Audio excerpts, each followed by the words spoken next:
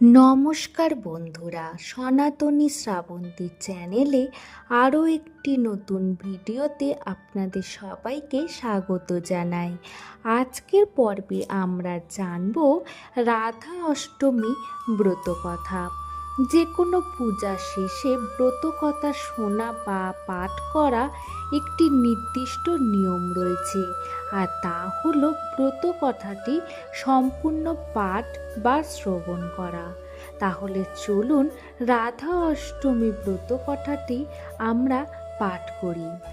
ঋষি শৌনক মহামতি সূতকে জিজ্ঞাসা করলেন, হে সূত, অন্যান্য দেবতাদের উপাসনার চেয়ে শ্রীকৃষ্ণের আরাধনায় শ্রেষ্ঠ বলে জানি, আরও শুনেছি তার চেয়ে রাধারানীর আরাধনা অধিকতর পুণ্যপ্রদ ও শ্রেষ্ঠ।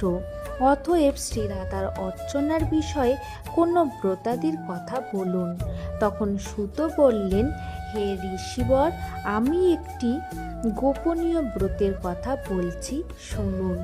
একদিন দেবর্ষি নারদ শ্রীকৃষ্ণের নিকট উপস্থিত হয়ে জিজ্ঞাসা করেন যে, ভগবান আপনার শ্রীমুখে আমি অধিকতর ব্রতের কথা শুনেছি। এখন শ্রীমতী রাধিকার জন্মতিথির ব্রতকথা শুনতে ইচ্ছা করি। তখন ভগবান শ্রীকৃষ্ণ দেবর্ষি নারদকে বললেন, তুমি আমার পরম ভক্ত, সেই জন্য তোমার কাছে বলছি, শ্রবণ করো। কোনো এক সময় সূর্যদেব ত্রিলোকে ভ্রমণ করতে করতে নানা প্রকার ঐশ্বর্য দেখে মনে মনে তপস্যায় সংকল্প করেন। মন্দার পর্বতের গুহায় তিনি কঠোর তপস্যা আরম্ভ করলেন। এইভাবে দীর্ঘদিন সূর্যের কঠোর তপস্যায় পৃথিবী অন্ধকারাচ্ছন্ন থাকায় দেবতারা ভীত হয়ে যান।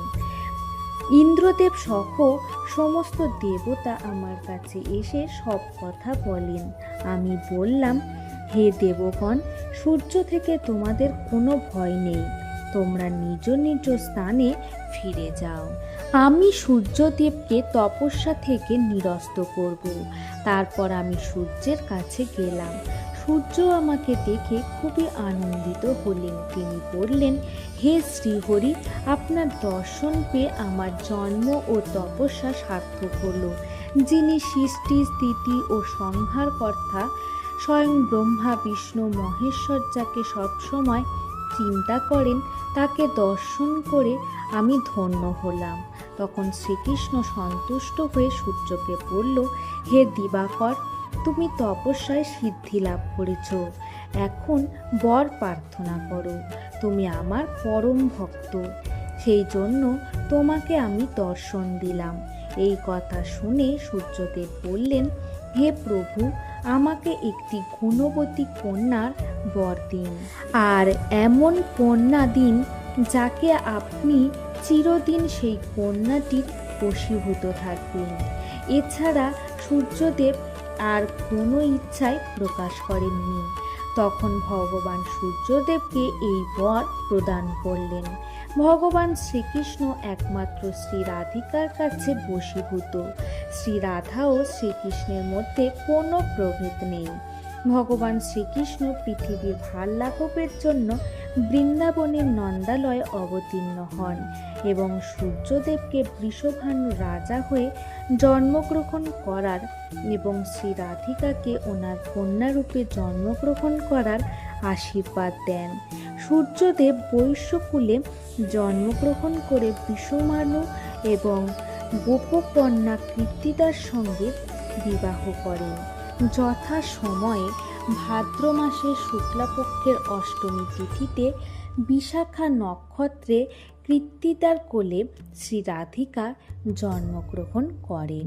শ্রী রাধিকার জন্মের পর গোপ গোপীরা আনন্দে মেতে ওঠেন এবং শ্রীরাধার এই জন্মতিথিতে গন্ধ, পুষ্প, ধূপ, দীপ, নৈবেদ্য ও বসনভূষণ দ্বারা শ্রী রাধিকার পূজা করেন।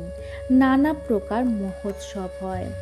রাধারানী সখীরা, গোপিকাগণ কীর্তিদা, বৃষভানু ও প্রকৃতির পূজা করেন।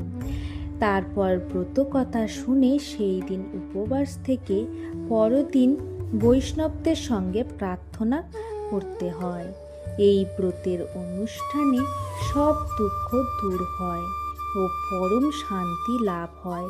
ধন ঐশ্বর্যে গৃহে পূর্ণ হয় এবং সর্বস্থানে বিজয় লাভ হয়। এই ব্রত কথা পাঠ বা শ্রবণে অমঙ্গল দূর হয়। শ্রীকৃষ্ণের কাছে এই ব্রত কথা শুনে নারদ মর্তে এই ব্রত কথা প্রচার করেন এবং নিজেও এই ব্রত পালন করেন। আজকের মতো এই ভিডিওটি এই পর্যন্তই রাখলাম। আজকের ভিডিওটি কেমন লাগলো আপনারা কমেন্ট করে জানাতে ভুলবেন না এবং চ্যানেলটিকে সাবস্ক্রাইব করতে ভুলবেন না।